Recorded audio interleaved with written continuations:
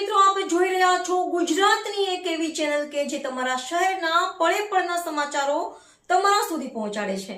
સ્વાગત છે આપનું A1 અભિક્રાઇમ ન્યૂઝમાં. હું છું એન્કર અર્પિતા પટેલ. અંજારમાં રાષ્ટ્રીય સ્વયંસેવક સંઘ શિક્ષા વર્ગમાં શિક્ષાર્થીઓ દ્વારા પથસંચાલન યોજાયું. રાષ્ટ્રીય સ્વયંસેવક સંઘ સૌરાષ્ટ્ર પ્રાંત દ્વારા અંજાર ખાતે આયોજિત 15 દિવસીય સંઘ શિક્ષા વર્ગમાં સૌરાષ્ટ્ર અને કચ્છના 288 વિદ્યાર્થીઓ શિસ્ત, સેવા, સમર્પણ અને રાષ્ટ્રભક્તિના સંસ્કાર પ્રાપ્ત કરી રહ્યા છે. આ પ્રશિક્ષણના ભાગરૂપે તારીખ 23 મેના રોજ શિક્ષાર્થીઓ દ્વારા કચ્છના ઐતિહાસિક શહેર અંજારના રાજમાર્ગો પર શિસ્તબદ્ધ પથસંચલન રૂટ માર્ચ યોજાયું હતું.